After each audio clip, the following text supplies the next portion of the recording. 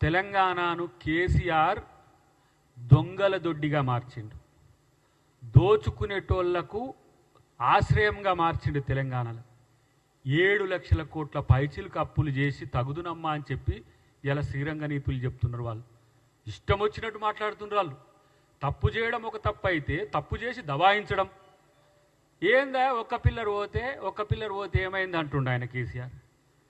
3 సంవత్సరాలనే ఒక్క పిల్లర్ పోతే అంటే ఇలా నాగార్జున సాగర్ ఒక్క పిల్లర్ ఎందుకు పోలే? శ్రీశైలం ఎందుకు ఒక్క పిల్లర్ పోలే? ఇలా మేము కట్టిన ప్రాజెక్టులు సుదీర్ఘకాలంగా ఈ రాష్ట్రంలో మనుగడలో ఉన్నాయి కదా. ప్రతి శ్రీరామ్ సాగర్ ఇప్పుడు ఎన్ని సంవత్సరాలు అవుతుంది కట్టి?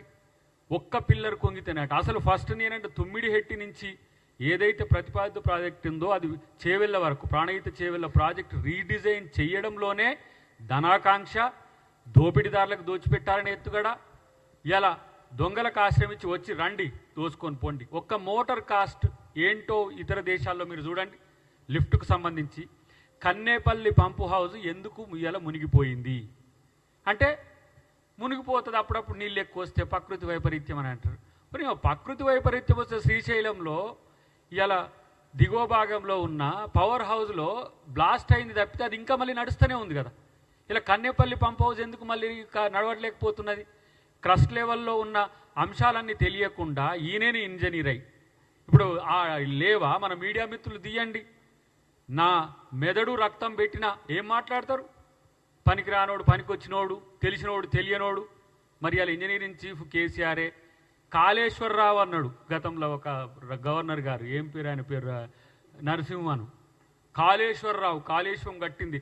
ఇప్పుడు కూలిందనేసరికే నోయేశ్వరరావు. ఇప్పుడు నాకు తెలియదు కాళేశ్వరం నేను కాదు. ఇచ్చినామండి ఇంజనీర్లకు ఇచ్చినాం డిజైన్లు ఇవ్వమని. ఆ ఇంజనీర్ ఎవరో బయటికి రావాలి కదా తీసిన ఆయన. ఎవరు కింది నుంచి మేడిగడ్డ నుంచి సుందిల్లా అన్నారం పైకి తీసుకురా వచ్చి మళ్ళీ శ్రీపాదెల్లంపల్లినే కదా. శ్రీపాదెల్లంపల్లి ఎవరు కట్టిండ్రు? మళ్ళీ కాంగ్రెస్ ప్రభుత్వమే కట్టింది 20 టీఎంసీతో. ఎన్ రూట్లో ఉన్న 2 టీఎంసీ 1 టీఎంసీ అన్నీ కూడా రంగనాయక సాగర్ కావచ్చు, కొండపోచమ్మ కావచ్చు, మలన సాగర్ కావచ్చు.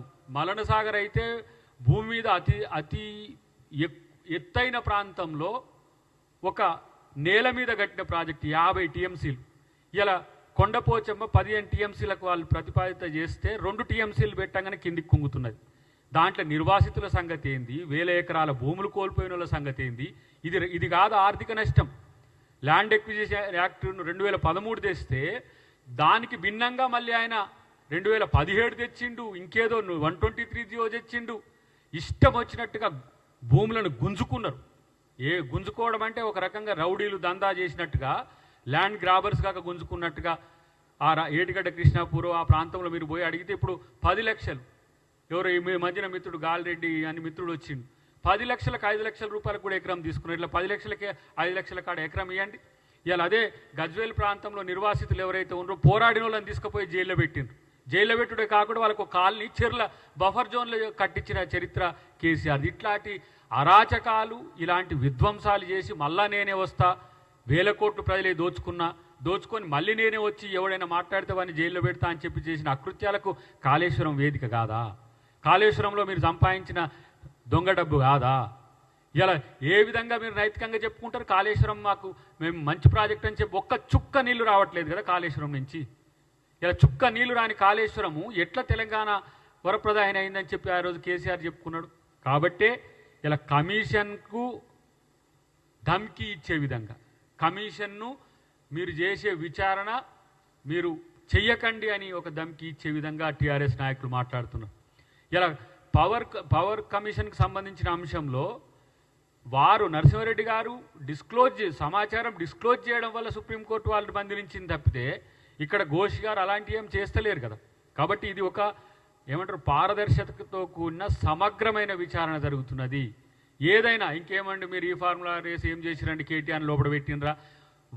వాళ్ళ క్యాబినెట్లో వీళ్ళు 3 అన్ని ఎలిజిబిలిటీలు ఉన్నాయి, వాళ్ళు జైలుకు పోవడానికి అన్ని ఎలిజిబిలిటీలతో ఉన్నాయి. కానీ కాంగ్రెస్ పార్టీనో కాంగ్రెస్ ప్రభుత్వమో కాదు కదా వాళ్ళను పీనలైజేషన్ చేసేది, వాళ్ళని అరెస్ట్ చేసేది, వాళ్ళకు ఇలాంటి అక్రమాలు చేసినని తేల్చేది. ఒక రాజ్యాంగబద్ధ చట్టబద్ధమైన ఒక కమిషన్ కాన్స్టిట్యూట్ చేసినాం, అది రికమెండేషన్స్ ఇస్తుంది. రికమెండేషన్స్ ఇవ్వకముందే తప్పు చేయలేదని చెప్పే ప్రయత్నం చేస్తున్నారు. అంటే కమిషన్ వేసుడే తప్పు అన్నట్టుగా. మరి తప్పు చేయడం తప్పు కాదా? కాళేశ్వరం కుంగిపోయిన మాట వాస్తవం కాదా? ఆ రోజు నేనంటున్న ఈటెల రాజేందర్ గారు మీరు ఎట్లా ఆర్థిక అనుమతులు ఇచ్చిండ్రు? ఆర్థిక అనుమతులు ఇచ్చింది మీరు ఏమైనా గుడ్డిగా కేసీఆర్ చెప్తే వెనక ఒక పెన్సిల్తో సంతకం వస్తే ముందిల్లు గ్రీన్ పెన్తో సంతకాలు పెట్టేదట మంత్రులు. ఇలాంటి పరిస్థితుల్లో ఇప్పుడు నువ్వు బీజేపీకి వస్తే ఇంకే పార్టీకి పోతే తప్పు చేసినప్పుడు తప్పనిసరి శిక్ష పడుతుందనే ఉద్దేశం గుర్తుంచుకోవాల్సిన అవసరం ఉంది. ఇంకోటి, కాంగ్రెస్ ప్రభుత్వం ఊరికే బట్టగాల్చి మీదేసే ప్రయత్నం చెయ్యదు. కాంగ్రెస్ ప్రభుత్వం పారదర్శకంగా విచారణలో ముద్దాయిలుగా తేలిన తర్వాతనే ఆ విషయంలో according to rule of law లేదంటే రాజ్యాంగబద్ధంగా చట్టబద్ధంగా వ్యవహరిస్తుంది తప్పితే మరొకటి కాదు. దీని విషయంలో ఈ ముగ్గురు లేదంటే ఆ నలుగురు వాళ్ళు మాట్లాడుతున్న తీరు కనుక చూస్తే మేము తెలంగాణకు మొత్తం మేమే బాగు చేసినాం, తెలంగాణలో అసలు నీళ్లు రావడానికి ఇప్పుడు మేమే కారణమని చెప్తున్నారు. ఇలా అది మొత్తం కలిపితే కూడా ఎత్తిన టీఎంసీలు 100 టీఎంసీల లోపే. ఆ ప్రాజెక్టు పుట్టిన దగ్గర నుంచి ఎత్తిపోసింది 12,000 కోట్ల పైచిలకు పవర్ బిల్స్ వచ్చిన పరిస్థితి ఉన్నది. కాబట్టి తెలంగాణను దొంగల దొడ్డిగా మార్చడానికి చేసిన ప్రయత్నాన్ని తెలంగాణ ప్రజలే తిప్పికొట్టిండ్రు. ఇలా కేసీఆర్ కాళేశ్వరం కట్టిన లిఫ్టింగ్ ద రివర్ అని పెట్టిండ్రు వాళ్ళు.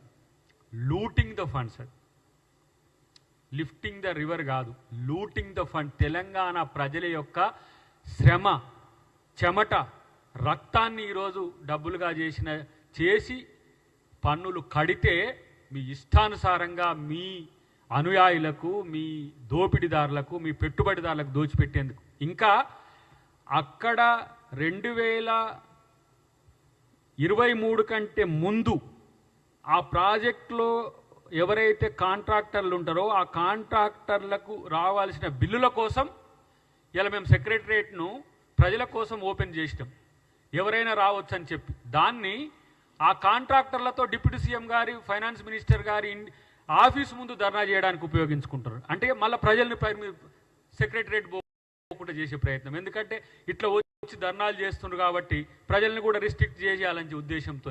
అట్లేమి ఉండదు. మీరు చేసిన పాపాలకు, మీరు చేసిన అకృత్యాలకు ఇలా చాలామంది కాంట్రాక్టర్లు కూడా రోడ్డబడ్డ పరిస్థితి ఉన్నది. ఇలా కాంగ్రెస్ ప్రభుత్వం చేసిన పనులకు సంబంధించిన అంశంలో ఎక్కడ కూడా వాళ్ళకేం తక్కువ చేయట్లే. ఎవరైతే పని చేస్తారో వాళ్ళకు సంబంధించిన బిల్స్ క్లియర్ చేసే ప్రయత్నంలో ఉన్నాం. కానీ వయబిలిటీలలోని ప్రాజెక్టులు 100 కోట్ల రూపాయల ఇలా బిల్స్ కోసం అని చెప్పేసి కాంట్రాక్టర్లు తెచ్చగొడుతూ ఆ కాంట్రాక్టర్లే కూల్చమని చెప్పి వాళ్ళ బీఆర్ఎస్ నాయకులతో అనిపిస్తున్నాడు కేసీఆర్. కొత్త ప్రభాకర్ రెడ్డిది అదే రియల్ ఎస్టేట్ దందాలు, లేకపోతే ఎవరైతే కాంట్రాక్టర్లు బిల్స్ రాని వాళ్ళు ఉన్నారో మీరు వస్తే మాకు బిల్స్ వస్తాయని. వాళ్ళ కాలంలోనే కదా 1000 కోట్ల రూపాయల బిల్స్ రాంది. కాబట్టి కాళేశ్వరరావుకి కాలాదిన్ ఉన్నాయి, డెఫినెట్గా ఉంటాయి కూడా. మీకు తప్పు చేస్తే జైలుకు పోవడానికి ఇబ్బంది అయితే ఇలా ప్రజలకు చేసిన నయవంచనకు, వంచనకు, మోసానికి మీరు శిక్షకు పడాల్సిందే అని నేను అంటున్నాను. ఎందుకంటే మేము 100 ప్రెస్ మీట్లలో, 100 బహిరంగ సభల్లో కాళేశ్వరం గురించి మాట్లాడిన వాళ్ళం. మేము ఇరిగేషన్ ఎక్స్పర్ట్స్ కాకపోయినా మా బ్యాక్గ్రౌండ్ అంతా కామర్స్, కంప్యూటర్ సైన్స్ బ్యాక్గ్రౌండ్ ఉన్నా ఈయన కొరకు నేర్చుకోవాల్సి వచ్చింది. ఇప్పుడు యాక్సిడెంటల్గా బీఆర్ఎస్లో ఉండాల్సి వచ్చిన శ్రవణ్ గారితో కలిసి ఉత్తమ్ కుమార్ రెడ్డి గారు ఆ రోజు పీసీసీ ప్రెసిడెంట్గా ఉన్నప్పుడు ఒక పవర్ పాయింట్ ప్రజెంటేషన్ చేసినాం. ఎట్లా కాళేశ్వరం అనేది ఎట్లా వయబుల్ ప్రాజెక్ట్ కాదో ఆ రోజు దిగ్విజయ్ సింగ్ గారు జనరల్ సెక్రటరీ ఇన్ఛార్జిగా ఉండే, ఉత్తమ్ కుమార్ రెడ్డి గారు పీసీసీ ప్రెసిడెంట్గా ఉండే. ఆ రోజు